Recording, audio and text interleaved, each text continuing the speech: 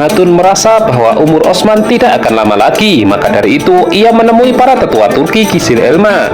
Dia pun mengaku dilema akan penerus perjuangannya di antara kedua putranya yang begitu berbeda sifat.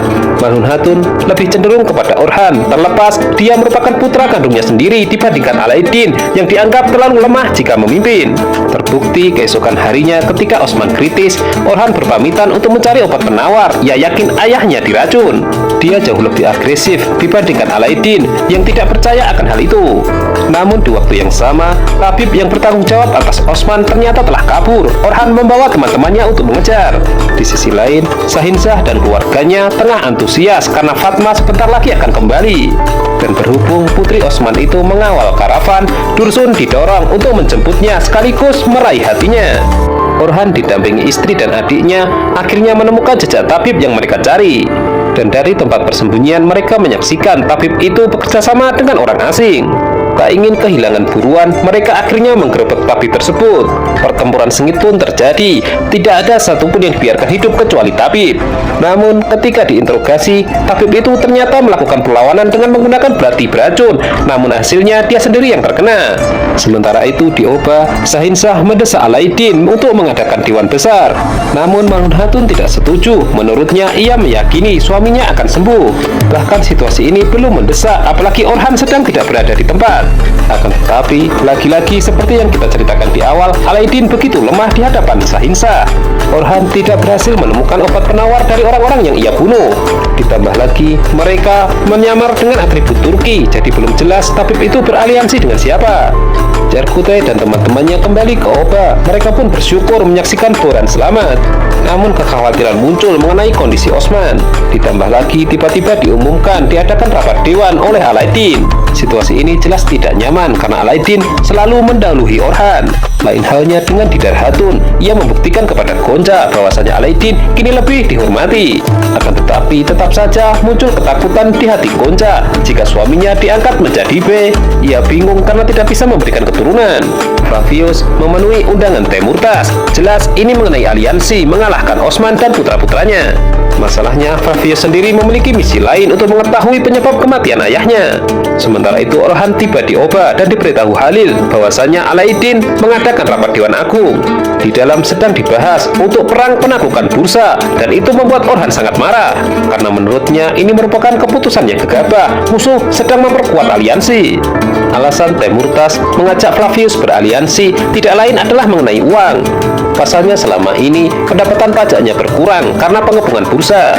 Orhan meminta semua orang mengerti musuh sedang mengumpulkan kekuatan. Tapi Sahinzah selalu meledek mengenai kekalahannya di masa lalu. Menurutnya, ia merasa mampu mewujudkan cita-cita Osman sebelum dia mati.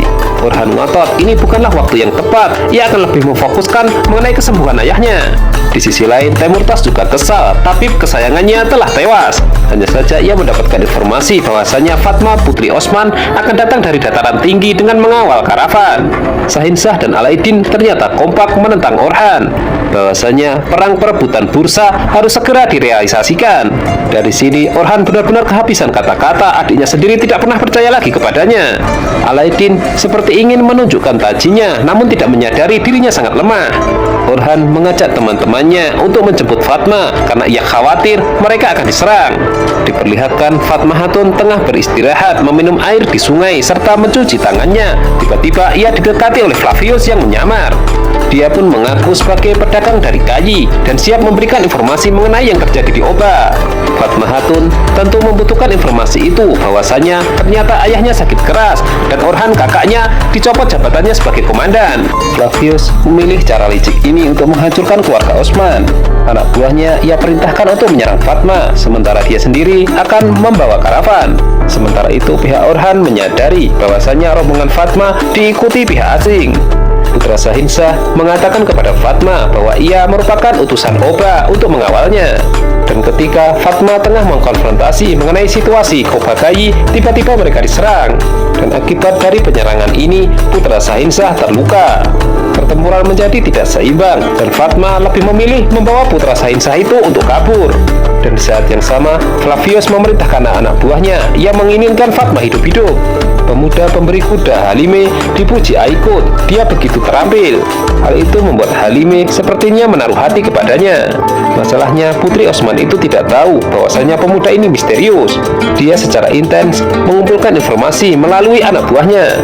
Kembali ke pertempuran, Fatma membawa putra Sahinsah ke hutan. Mereka terus dikejar. Saat ini kondisi Osman terus memburuk, namun para hatun justru berdebat mengenai kepemimpinan Alaidin. Gonca paling tidak terima karena semua orang menganggap bahwa suaminya tidak pantas mendapatkan posisi ini. Tapi jelas-jelas Nilufer hanya ingin Orhan dilibatkan. Situasi ini membuat Malhun Hatun semakin bingung karena kondisi suaminya semakin menurun. Ketika Fatma dan yang lainnya tengah terpojok, tiba-tiba muncul bantuan dari Orhan. Singkat cerita, situasi berhasil dikendalikan. Masalahnya, putra Sahinsah lukanya makin parah. Alih-alih menceritakan kabar di Oba, Orhan memerintahkan Fatma untuk membawa putra Sahinsah itu segera diobati. Didar Hatun selalu menjadi kompor bagi Gonca. Hal ini menjadikan sebuah tekanan hingga Gonca akhirnya memutuskan untuk dicarikan istri bagi Alaidin dari kalangan B. Selain agar bisa mendapatkan keturunan, mereka keluar dari bayang-bayang Malhun Hatun. Di sisi lain, Flavius memutuskan untuk membawa sendiri karavan yang berhasil ia jarah. Tapi dia juga memerintahkan anak buahnya untuk menyergap Orhan dan tanpa mengenal belas kasihan. Aladin merasa bahwa perang bursa harus segera terjadi. Bajilar butuh pemimpin dan ia memutuskan agar Halime dipekerjakan kembali. Bahkan tugas Nilufer akan dipindahkan ke Gonca. Malhun Hatun lagi-lagi tidak menerima, namun Alaidin kini bertindak tegas. Rombongan Orhan mendapatkan serangan dari anak buah Flavius, dan dari sini Orhan mendapatkan informasi bahwasanya Flavius bekerjasama dengan Temurtas, dan untuk lokasinya juga akan ditunjukkan. Berpindah ke Dumbrul yang menyamar sebagai pasukan Bizantium dan menyelundup ke Bursa. Di sana ia juga menyaksikan Tekfur Saros bekerjasama dengan Temurtas. Namun meskipun ini informasi yang sangat penting, Dumbrul hanya fokus untuk mencari terowongan menuju Bursa. Didar Hatun akhirnya mempertemukan Gonca dengan Colpan, putri dari Afjibe. Kemampuan putri itu langsung diuji. Gonca sepertinya tertarik. Di saat yang sama, Nilufer tiba-tiba muncul. Gonca terpaksa memberitahu bahwa tugasnya telah ia gantikan atas perintah Alaidin. Situasi keruh ini justru dimanfaatkan Didar Hatun untuk mempengaruhi Gonca. Menurutnya, ia tidak salah. Justru Nilufer merupakan saingan. Di markas besar, Sahinsah sudah berapi-api. Menurutnya, ia bisa menyelesaikan apa yang tidak bisa diselesaikan oleh Orhan. Namun berita datang bahwasanya karavan diserang. Jelas Sahinsah mengkhawatirkan keselamatan putranya, terlebih campur tangan Orhan. Di sisi lain, informasi yang didapat Orhan ternyata valid. Persembunyian Flavius dan ajudan Temurtas telah ditemukan. Mereka tengah mengintai. Sementara itu, Temurtas dan Saros menemui Sahinsah menawarkan perdamaian. Menurutnya, di sini semua akan diuntungkan jika pasukan ditarik dari Bursa. Namun karena semangat Sahinsah tengah puncak-puncaknya, dia tidak mau. Ancaman apapun tidak akan membuatnya goyah. Bursa akan ia taklukkan. Di luar, Jarkutai bangga dengan Dumbrul telah mengetahui terowongan menuju Bursa, karena dia memang menyamar sebagai pasukan Bizantium yang selalu mengikuti Saros. Aladin sangat sedih menyaksikan kondisi ayahnya dan Malhun Hatun ibunya tengah tertidur di sampingnya. Dia menangis sambil mengakui bahwa ia tidak ingin berada di situasi seperti ini. Tiba-tiba Malhun Hatun terbangun dan mendengarkan apa yang Alaidin ucapkan. Putra Sahinsah sangat senang mendapatkan perhatian Fatma seperti yang diperintahkan orang tuanya. Sementara itu, Orhan berhasil menyelinap ke markas Flavius. Di sana ia terkejut mengenai aliansi Ilkhanid dengan Bizantium dengan memiliki banyak peledak. Hanya saja beberapa di antaranya Orhan kemudian mencurinya. Colpan curhat kepada ayahnya bahwa ia diperintahkan Didar Hatun membantu Gonca. Tentunya Afjibe senang. Ia tidak pernah dikecewakan keluarga Sahinsah. Malam harinya, Sahinsah kembali mendesak Alaidin untuk mengumumkan perang kepada Bursa karena pihak lawan telah mengancam. Alaidin pun menjadi bingung karena ia mengkhawatirkan kondisi ayahnya saat ini, terlebih Orhan tidak ada. Orhan berhadapan dengan Flavius dan ia menanyakan apakah ia ada hubungannya dengan keracunan sang ayah. Flavius justru balik bertanya, ia ingin tahu mengenai kematian ayahnya. Kondisi ini jelas semakin samar. Orhan menganggap Flavius berbelit-belit. Jika ia tahu itu tidak mempengaruhi permusuhan di antara keduanya. Malhun Hatun marah kepada Nilufer karena dianggap tidak bisa mendidik kedua putranya. Menurutnya, mereka otaknya telah dicuci mengenai perebutan tahta ketika Osman telah wafat. Ketika tidak ada titik temu, Orhan memberikan pedang kepada Flavius agar mereka menyelesaikan permusuhan ini dengan dengan pedang. Di sisi lain, Sahinsah marah besar kepada Aladdin yang gagal mengumpulkan dewan untuk menaklukkan bursa.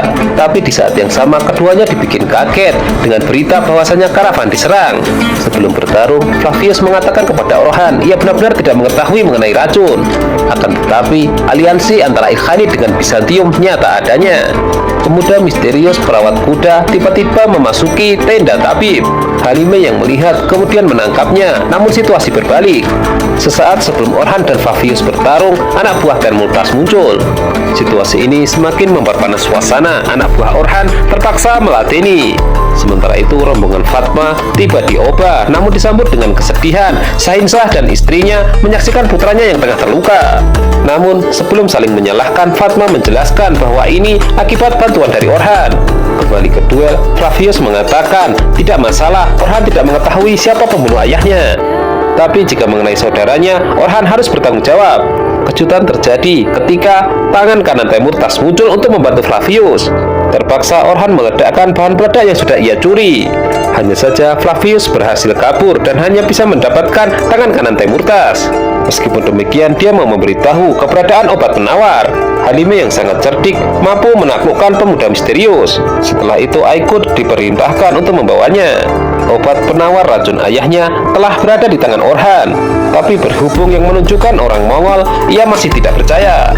Osman Bey melihat dalam mimpinya telah menyembelih Orhan dan itu membuatnya menyesal. Dan rasa bersalahnya itu terus menghantui. Menurutnya, anaknya itu tidak bersalah. Justru dialah putra yang ia banggakan yang memiliki sifat mirip seperti dirinya. Dan ketika Osman sadar, ia hanya ingin mengetahui kabar anak keturunannya. Tiba-tiba Osman kembali jatuh pingsan. Hal itu menunjukkan kondisinya yang serius. Di sisi lain, Orhan tidak punya pilihan selain mempercayai obat penawar yang ia temukan. Segera barang itu ia bawa pulang dan ia memberikannya kepada Aladdin untuk segera direalisasikan. Orhan harus berusaha keras meyakinkan bahwa ini benar-benar penawar. Ketika Aladdin meminumkan itu kepada sang ayah, semua menyaksikan. Hasilnya pun langsung bisa dirasakan. Osman kembali siuman.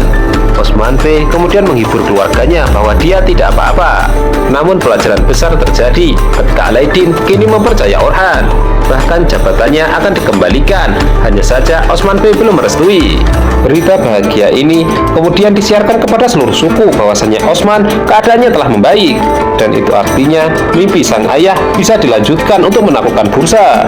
Malam harinya, seluruh keluarga Osman akhirnya bisa berkumpul dalam situasi makan malam. Suasananya pun penuh dengan kedamaian dan syarat persatuan. Dan Osman menegaskan akan pentingnya hal ini. Sesekali Osman juga bercanda dengan kedua cucunya mengenai gagalnya malaikat Israel mencabut nyawanya.